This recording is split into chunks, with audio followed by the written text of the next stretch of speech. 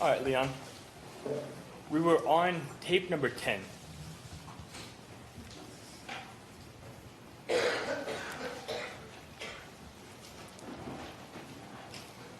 And about a minute and 36 seconds in,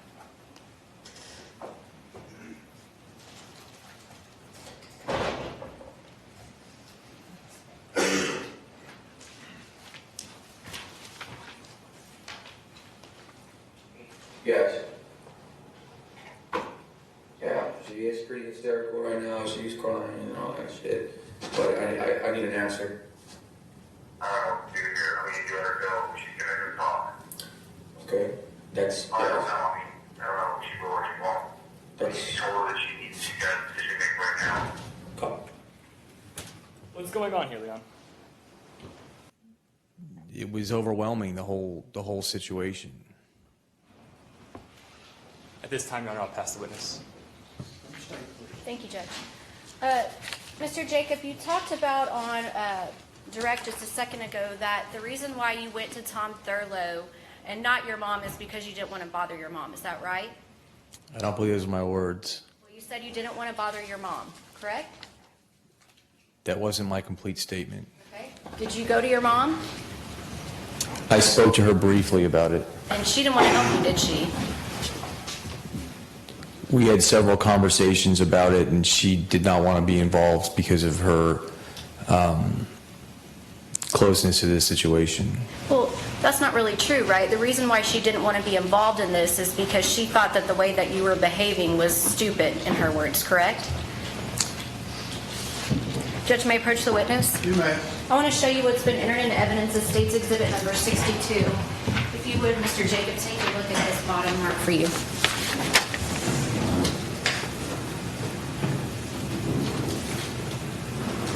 Okay. Okay? So you'd agree with me that the way that you were acting, your mom described it as stupid, correct? Is that right, Mr. Jacob? What are you referring to the way I was acting?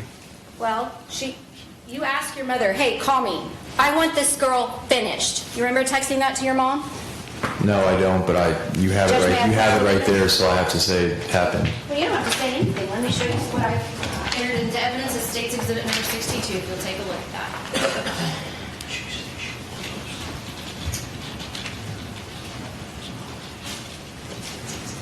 Okay. You recall telling your mom, call me ASAP. I want this girl finished. Well, I texted it, yes. Okay. And do you recall your mom telling you, stop, this is all stupid? Sure. You recall texting your mom, look, I'm on the right track. I just want her to go. Please put this bitch in her place. Do you remember texting that to your mom? Yeah, I think we've had this discussion before. Right, and your mom's response was no. Correct? Sure. And so actually the real reason why you went to Tom Thurlow is because your mom would not help you, correct? That's incorrect. Your mom didn't help you, did she? She didn't have to. I went to Tom Thurlow. Did your mom help you? She did. Did your mom represent you, yes or no? She didn't want to represent me, no. Exactly. And let's talk now about, you talked about the fact that Megan had become a bother to you. You said, I didn't want her to bother me. Do you remember saying that on direct? I don't remember exactly what the context was. Okay. On direct examination, Matt asked you what you wanted of Megan, and you said, I wanted her to not bother me. Do you remember saying that? I recall something similar, yes. Okay. Because she was a bother to you, right? What are you referring to in bothering? Well, she had gotten charges of assault family member against you, correct? Correct. And she had a protective order against you, correct? There was a magistrate's protective order, yes. And a 2-year protective order, correct? It's with a no contact order. Was there a protective order in place, Mr. Jacobs? Yes. And was there also a stalking charge put in place against you? Yes. Okay. So that was bothersome to you, right? Yes. And Megan was the one that was responsible for putting all of those things in place, wasn't she?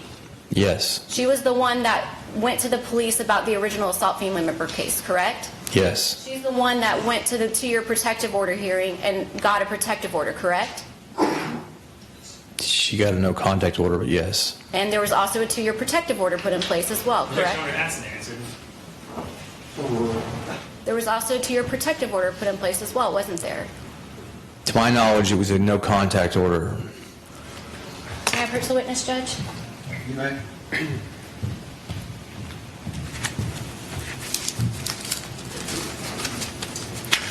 I'm going to show you what's been entered into evidence as State's Exhibit number 16. If you could, for me, Mr. Jacob, read what that says right there, out loud for me. Agreed, Right no here, contact, where I'm pointing. protective right, order. Thank you. Protective order, correct? The title of this document is Protective Order, correct? It's agreed, no contact, protective order. Okay, may I publish this? You may.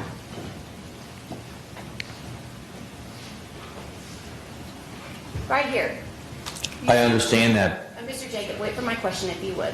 This word right here, do you see the word protective? You see that word? I read it, yeah, protective And then this word right here, order. order. So would you agree with me that right here it says protective order? In that one specific spot, yes, it does. Thank you, sir.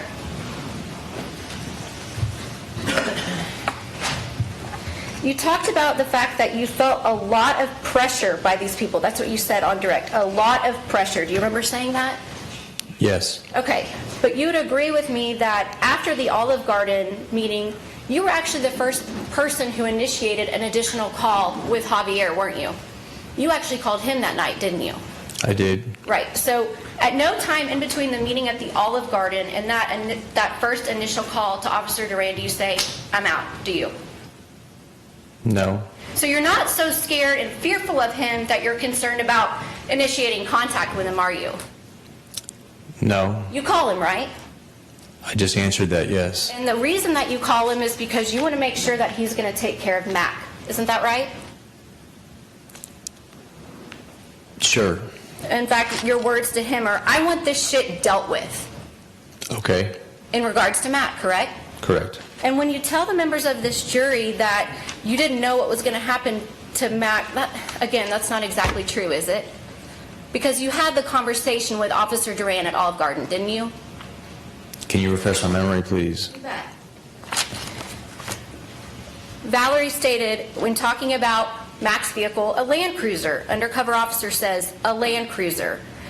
You say, is that what he's got? And the Officer Duran says, a brand new Land Cruiser. Carjack him, put a bullet in his head, throw him on the street, make sure he's gone, make sure he's dead for sure, and then park his truck. I'm going to go ahead and object to her reading from the transcript. I think we're all in agreement that the audio tapes will speak for itself. If she wants to play that particular clip, we're happy to listen to it. He asked that I refresh his memory, Judge. I'm simply refreshing his memory. Well, if both sides don't agree as to what the transcription is, then I agree that, is there a question as to whether or not it's accurate or not? At this time, I would say yes, Your Honor. Then use the recording. Okay, Judge.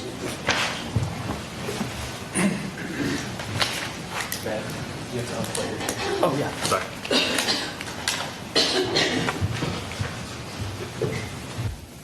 For the record, I'm going to go to 1 hour, 36 minutes, and 21 seconds into the Olive Garden recording.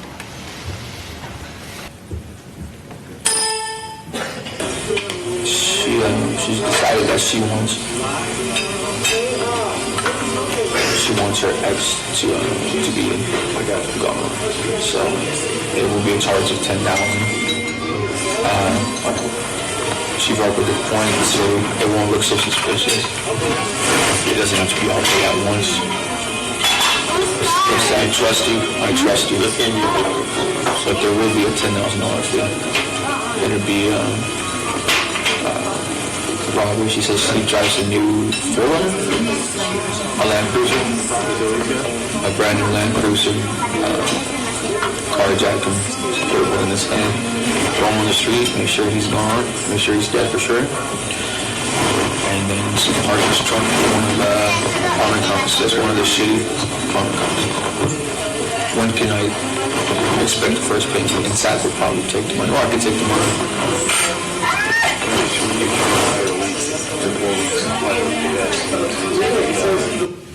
So, Mr. Jacob, did you hear Officer Duran say that Matt drives a brand new Land Cruiser and that he can carjack him, put a bullet in his head, and throw him on the street? Did you hear him say that? Yes. And then did you hear you respond with, I can give you $2,500 a week for 4 weeks. That's probably the best and easiest. Did you hear that? I did. And did you also hear Officer Duran turn to you and say, so she's decided that she wants her ex to be gone. Did you hear Officer Duran say that? I did. And did you hear you respond, I got it? I did. This pressure that you felt from Officer Duran and Zach, would you agree with me that after the Olive Garden meeting, you actually exchanged 10 separate phone calls with Officer Duran, correct? I don't know the exact number. Well, we went through 12 phone calls, and if I told you 2 happened before Olive Garden and 10 happened after, would you agree with me that 10 happened after the Olive Garden? If math is still the same, yes. Okay. And so you had 10 telephone conversations with Officer Duran, correct? Yes. And a separate meeting with him at your Willowwood condo, correct? Yes. And at the Willowwood condo, when you're so afraid of him, you'd agree with me that you're the one that initiated contact with him when you walked up to him and felt him to make sure that he wasn't wearing a wire. You're the one that did that, right? I don't remember if I touched him or not. Did you go to see if he had a wire? I think I did. And did you make a gesture towards him to check on that? I might have. I don't remember. Could you hear in the video when we played it for the jury the other day, the ruffling, the sound of Officer Duran lifting up his shirt as you went to check him for a wire? Sure. You heard that? Sure. Okay. And while you're out on the Willowwick, so fearful of Officer Duran, you'd agree that you had a pretty long meeting with him, didn't you? I mean, we had a lengthy meeting, yes. And at no time did you try and stop the meeting, did you? No. At no time did you try and say, look, you know what, this has gone too far. I don't like where this is headed. I don't want to do this anymore. Did you say anything like that? Not that I recall. Did you ever say to him when he said, I don't want her to be hurt? And what did you ever say when he responded with, look, I don't want this to come back on me. I can't guarantee that. Did you ever respond to that with, well, then let's stop right now? Did you ever say that? Not that I recall. When Officer Duran told you that he couldn't guarantee that Megan would come back alive, did you ever say, well, then I'm out. I don't want to participate in this Hi, anymore? LaDawn. No. You never said that, LaDawn? did you? I just answered Can you your hear me? question. In fact, what you said often were things like, my survival is more Ground important, control correct? to me. I wouldn't call it often, but it did say it. And you Hello, also said hello. things like, she needs to go. Sure. And if LaDawn, she doesn't can you listen, hear me? what has to happen will happen. Sure. Would you agree with me that I these just are hear static. unequivocal statements, Mr. Jacob? I would agree with you. You're taking them out of context. That wasn't my question. My question was, would you agree with me that statements like that are pretty unequivocal? I'm not going to agree to anything when you take them out of context. So when you say things like, if she doesn't listen, what has to happen will happen, how many times in there do you tell Officer Duran, I don't want her hurt? How many times in that sentence do you say that? In that sentence, none. Okay. How many times do you tell Officer Duran, don't hurt her, when you say, if those options don't work, I don't give a fuck, then you got to do what you got to do? How many times do you say it there? I don't. Okay. How many times do you say, please don't hurt her, when you say, I'm going to inject her with potassium chloride Yes, to stop LaDawn? her heart untraceable? Can you hear me, LaDawn? I don't. Okay. You never say, I don't want to hurt her in LaDawn, those can you hear sentences me? to you, Mr. Jacob. Hi, I never LaDawn. How are you? Good Say to anything see you. about not wanting to hurt her in those quotes you give me. Exactly. What'd you say? Let's talk about when you learned, first off, that Mac. Hi, you believe LaDawn. Mac has Good been talking killed. to you. Learned about How do that you out feel on the today? Willowwick By the way, balcony, should right? I want someone Yes. else to make pretend they're And LaDawn. your first response to that is Hi, not, LaDawn. You look oh beautiful. my gosh, I can't believe that you hat did you're that. wearing? Is it? I don't remember exactly what I said. What isn't what you actually said is, well, what are we going to do about the girl? Oh, shit. I think maybe yeah. a short time 1, afterwards, I don't 2, remember the 3, exact 4, 5, 6, 7, 8, conversation. 9, 10. At some point, you asked him, what are we going to do with the girl? Sure. 1, That's after 2, you 3, believe that 4, Mac- 5, He's 6, also 7, messing 8, with 9, 10. So, And that's after you believe that Mac McDaniel is lying somewhere dead in a apparent LaDawn? robbery gone wrong, right? LaDawn, can you hear Sure. me? Knowing that, you continue to converse with Officer Duran out on your balcony, don't you? I do. Never ask him to LaDawn, can leave. you hear me? No, I do not. Hello? You never tell him, look, I don't like this, I don't want to go on anymore. I don't tell him any of those I things. feel like I'm talking Really, like a certainly you kidnap could have, victim. because you're actually the one LaDawn, that can you hear provided me? him the address to come to the condo. LaDawn, that get night. on the line! Yes, You recall in the phone conversation, you gave him the address of how to get to your condo that night, and then also provided him directions, didn't you?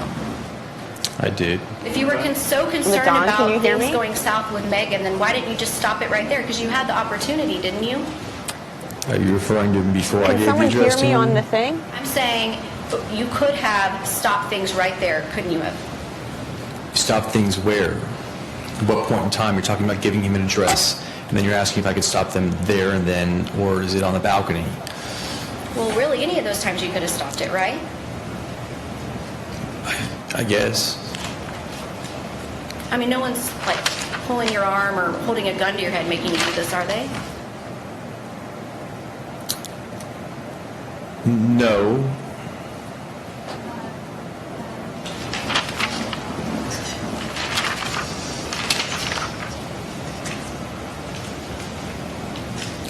You mentioned that you hired Zach to be a private investigator. Is that what you said? Yes. I mean, you'd never met him before this, had you? No.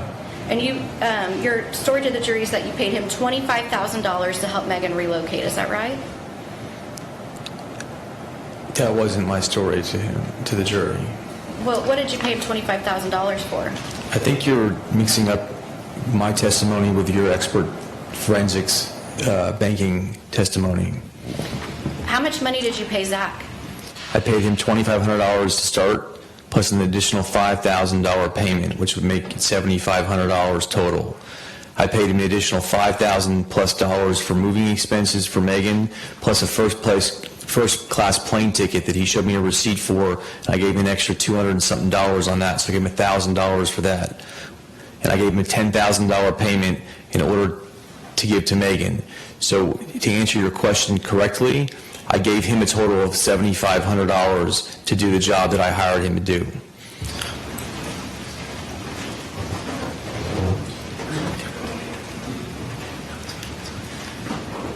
That's a lot of money, isn't it? Some might think it is.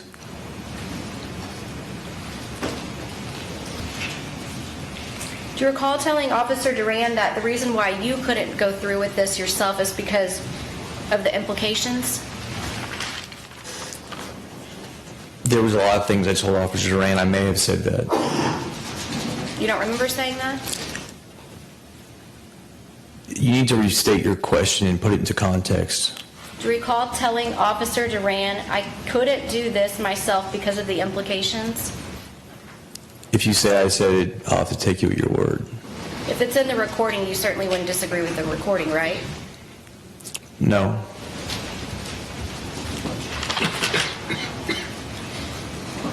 Do you recall when Officer Duran asked you, do you want me to take care of it?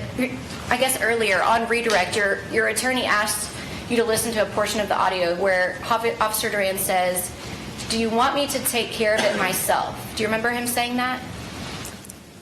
You'll have to refresh my memory on which recording that is.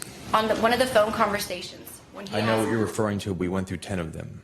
Okay. Do you recall, my question is, do you recall Officer Duran saying to you, do you want me to take care of it myself? And I'm telling you, out of the 10 phone conversations, I don't remember exactly where he said that or if he did. You don't recall whether or not he said that? If you can show me a transcript, I'll probably recall it better.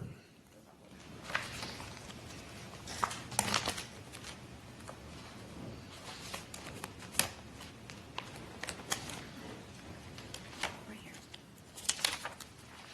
Phone call number 9, Mr. Jacob. I only have 10 through 12. Do you...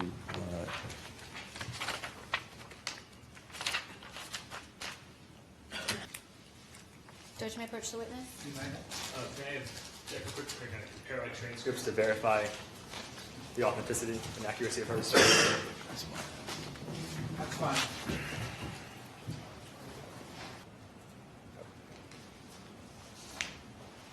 Judge, may I approach the witness? You may. Mr. Jacob, if you would take a look at this for me. No problem.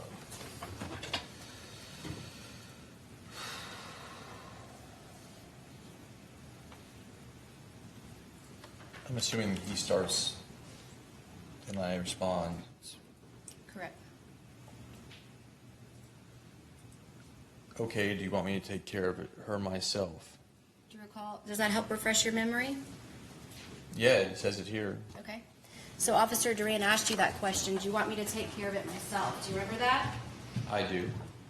Well, now I do. And at the time when he's telling you that, do you believe that he's referencing killing Megan Veracruz? I'm not 100% sure what he's referencing there. There's Well, no context. When he asked you, do you want me to take care of it, take care of her myself, do you recall responding, do you have to do that? It says it there, yes. Okay. Do you remember saying that? I just told you I did. Okay. You'd agree with me that you never said, no, I don't want you to do anything. Stop this. You didn't say anything like that, did you? No.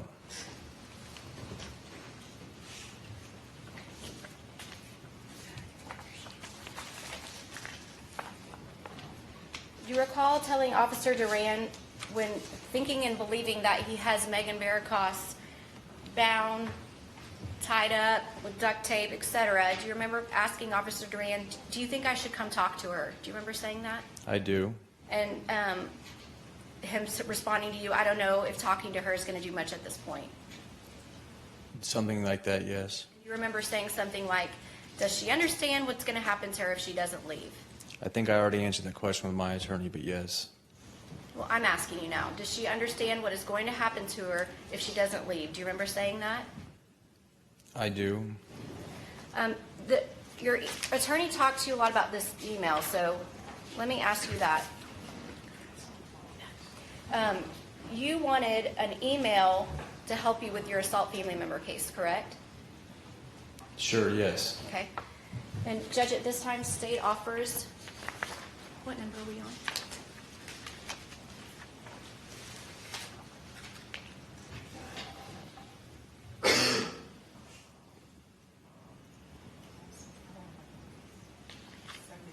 Thank you. This time, state offers State's Exhibit Number 76, a certified copy of a court document intended to opposing counsel for any objections.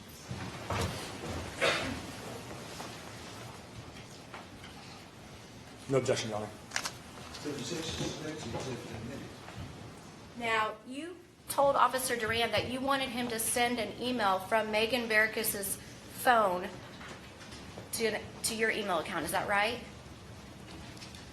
I wanted an email from her email account. I didn't care where it was sent from.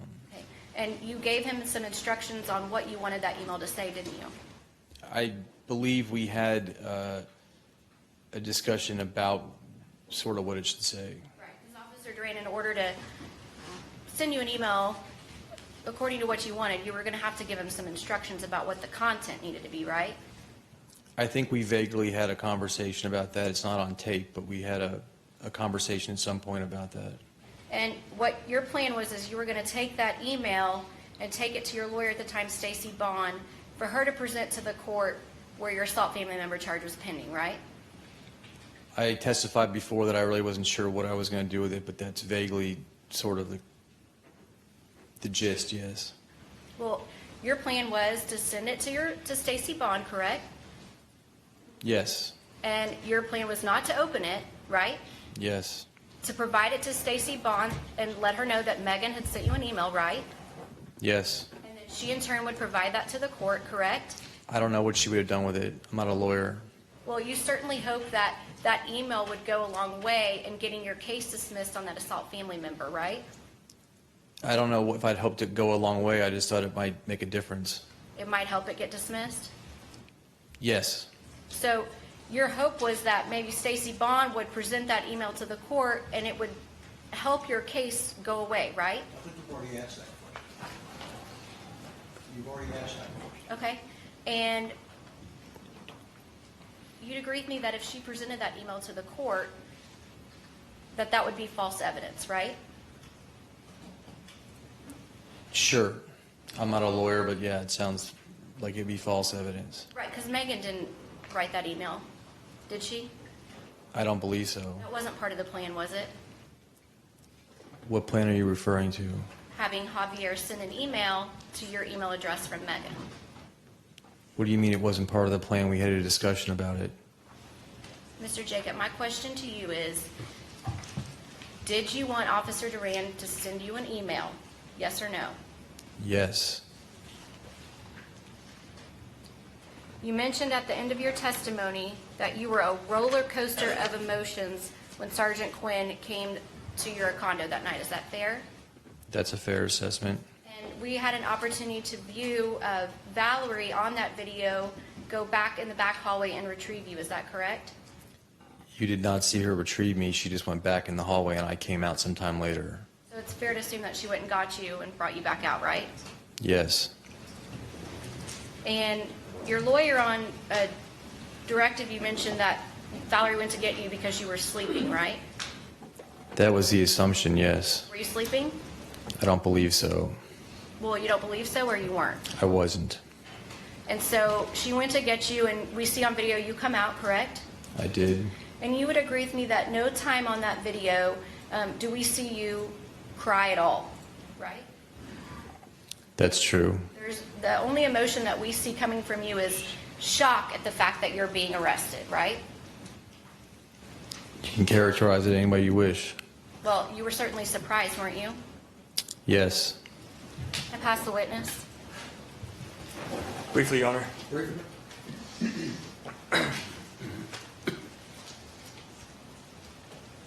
The state referred to a text message conversation between you and your mom, Golda, in which she said that you were acting stupid. I believe they referred to a quote where you said you wanted Megan finished, and then you said, put this bitch in her place. This is shortly after you broke up. Is that fair? Yeah. Were you angry? Yeah, I was upset and angry and I was talking to my mother. Emotions were high? Sure. You said something stupid? Absolutely. Sustained. Were you saying stupid things to your mother? Absolutely. Now, we just had that protective order published. Do you still have a copy of that, Samantha? Oh, maybe publish it, Your Honor.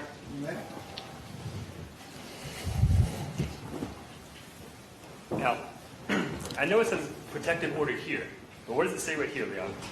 Agreed, no contact. And is it signed by two people? It is. One's your attorney, Stacey Bond. It's actually 4 people. One of them's your attorney, Stacey Bond. Yes. One's Beth Barron, the assistant district attorney. Yes. And you know what this is? It appears to be a stamp from the district clerk of Harris County's office. Certified document number. And so the certified document that was entered into the state that has agreed no contact on it, and then protective order. So it is an agreed no contact order, is that not correct? Yes. And what did that say again? Certified document number. Now, at the Olive Garden, what had Zach told you already about Officer Duran before the Olive Garden meeting? Objection asked and answered. I don't understand the question. The question's going to get into the fact. I don't understand your question. Okay. I mean, it's awfully broad. What did he tell you about somebody? Can you be more specific? Yes, I can, Your Honor. Thank you. Prior to the Olive Garden meeting, what did Zach tell you about Javier's expertise? Objection asked and answered. Sustained. Did your fear of Javier grow throughout the relationship? Objection asked and answered. Sustained.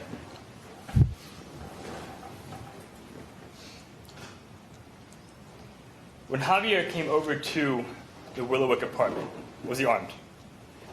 He was. He had a gun on his hip, did he not? Objection It leading was in and his asked. pants. I'm sorry. Objection asked and answered and leading. Sustained. Can you remember the last time you have cried, Leon? Objection relevance. Sustained.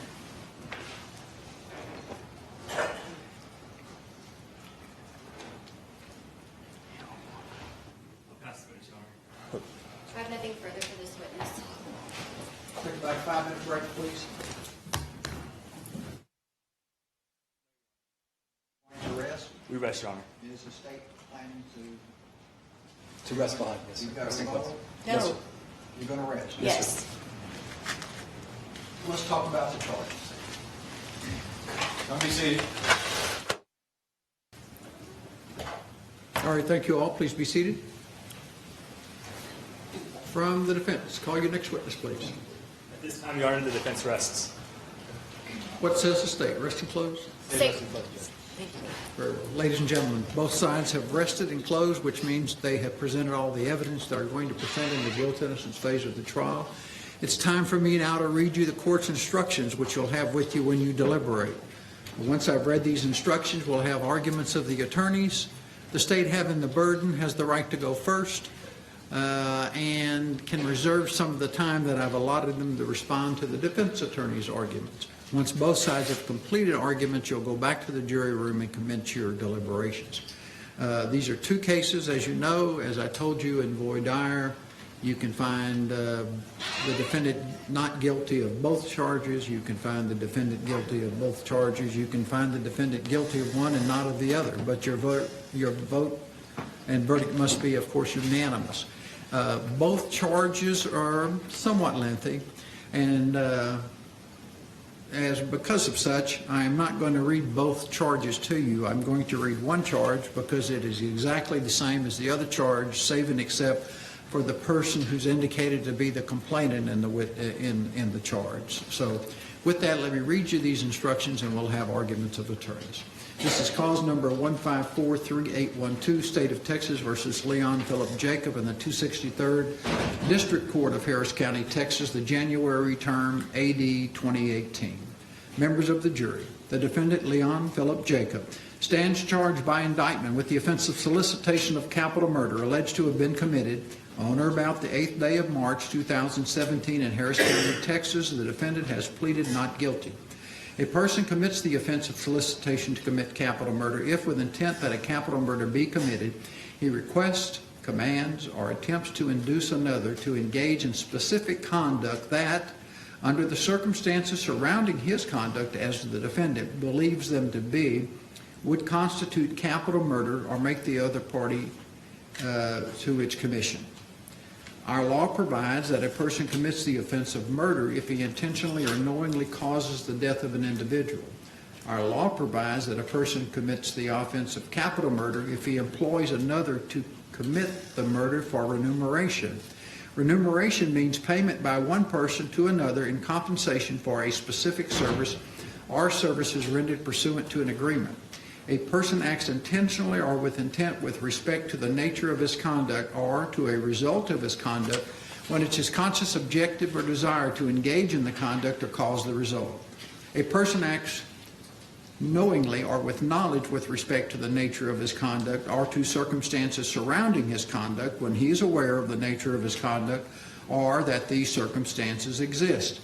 A person acts knowingly or with knowledge with respect to a result of his conduct when he's aware that his conduct is reasonably certain to cause the result. All persons are parties to an offense who are guilty of acting together in the commission of the offense. A person is criminally responsible as a party to an offense if the offense is committed by his own conduct, by the conduct of another for which he is criminally responsible, or by both.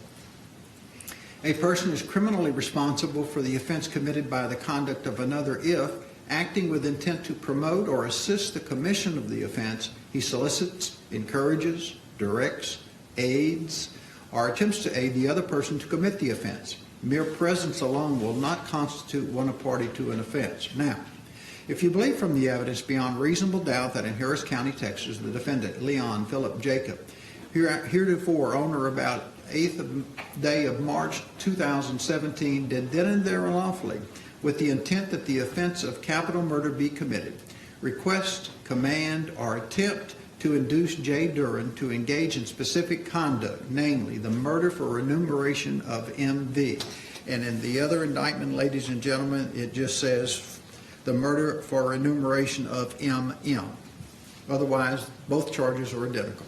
And that under the circumstances surrounding the conduct of J. Duran, as the defendant believed them to be, would constitute or make J. Duran a party to the offense of capital murder. Or if you find from the evidence beyond reasonable doubt that on or about the 8th day of March 2017 in Harris County, Texas, Valerie McDaniel did then and there unlawfully with the intent that the offense of capital murder be committed, request, command, or attempt to induce J. Duran to engage in specific conduct, namely the murder for remuneration of MV or MM, as in the other indictment, and that under the circumstances surrounding the conduct of J. Duran as the defendant believed them to be, would constitute or make J. Duran a party to the offense of capital murder, and that the defendant, Leon Philip Jacob, with the intent to promote or assist the commission of the offense, if any, solicited, encouraged, directed, aided, or attempt to aid Valerie McDaniel to commit the offense. If he did, then you will find the defendant guilty of solicitation to commit capital murder as charged in the indictment. Unless you so find from the evidence beyond reasonable doubt, or if you have a reasonable doubt thereof, you will acquit the defendant and say by your verdict, not guilty. You are instructed that a person may not be convicted for solicitation on the uncorroborated testimony of the person allegedly solicited, and unless the solicitation is made under circumstances strongly corroborative of both the solicitation itself and the defendant's intent that the other person act on the solicitation. And so, in this case, unless you find from evidence beyond reasonable doubt that the testimony of J. Duran is corroborated by other evidence in the case outside of the testimony of J. Duran, and that the solicitation itself was made under circumstances strongly corroborative of both the solicitation itself, if any, and the defendant's intent, if any, that J. Duran act on the alleged solicitation, or if you have a reasonable doubt as to the existence of either of such matters, you will find the defendant not guilty. You were further instructed that if there is any evidence before you in this case regarding the defendant's committing an alleged offense or offenses other than the offense alleged against him in the indictment in this case, you cannot consider such evidence for any purpose unless you find and believe beyond reasonable doubt that the defendant committed such other offense or offenses, if any.